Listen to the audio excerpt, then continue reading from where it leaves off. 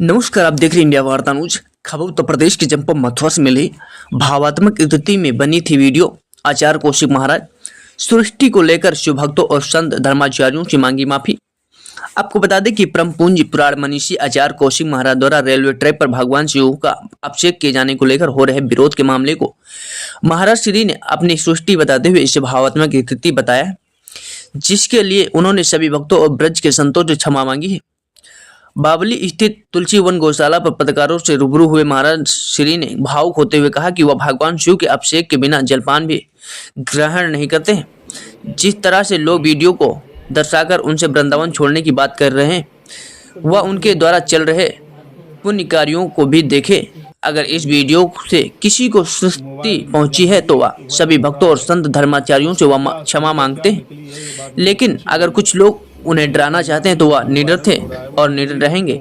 कहा कि उनकी यह वीडियो भावात्मक स्थिति में बनी थी, जिसके लिए वह बार बार क्षमा प्रार्थी हैं। उन्होंने कहा कि अन्न त्याग कर वह सच्चे हृदय से गौवंश की सेवा कर हिंदू सनातनी धर्म को बढ़ाने का कार्य कर रहे हैं। कोरोना काल में भी उन्होंने लाखों लोगों तक अन्न पहुंचाकर उनकी सेवा की थी, लेकिन कुछ हिंदू विरोधी ताकत उन्हें बदनाम कर सनातन को बदनाम करने की साजिश कर रहे हैं। मंडल ब्यूरो राहुल ठाकुर की रिपोर्ट। आगे देखिए क्या कहा। तब से क्या बोल रहा था फिर मैं हुआ है ये मेरे भावनात्मक स्थिति में मैं भगवान महादेव के अभिषेक किए बिना मैं जल तक नहीं पीता, मेरा कोई काम नहीं होता और मैं गौरव के साथ कह सकता हूं मैं शंकर का भगत हूं।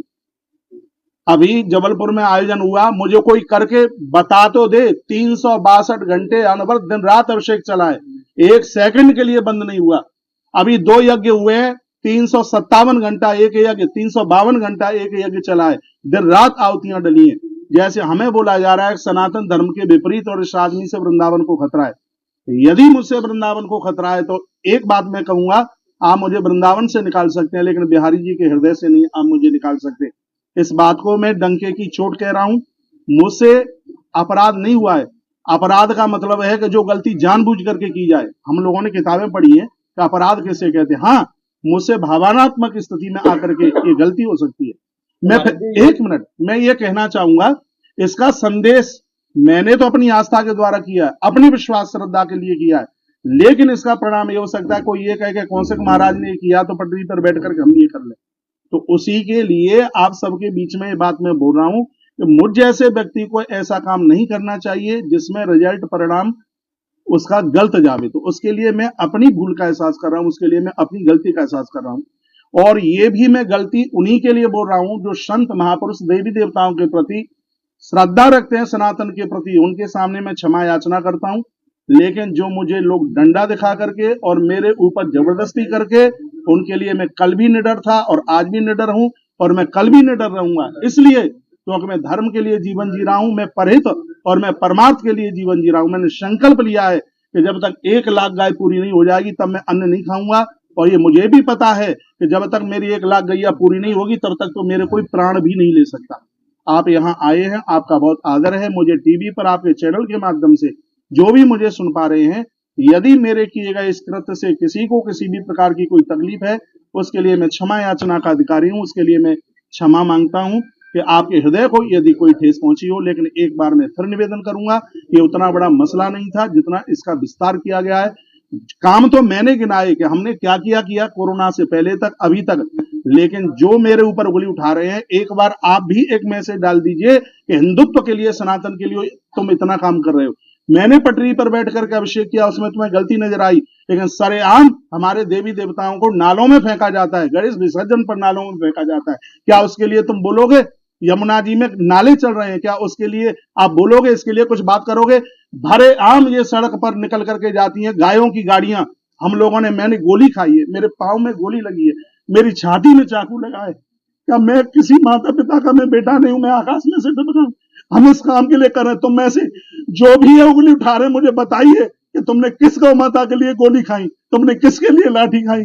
हम रात रात भर जगते हैं। और आपके चैनल के माध्यम से कहना चाहूंगा, सत्य परेशान हो सकता है लेकिन सत्य कभी पराजित नहीं हो सकता।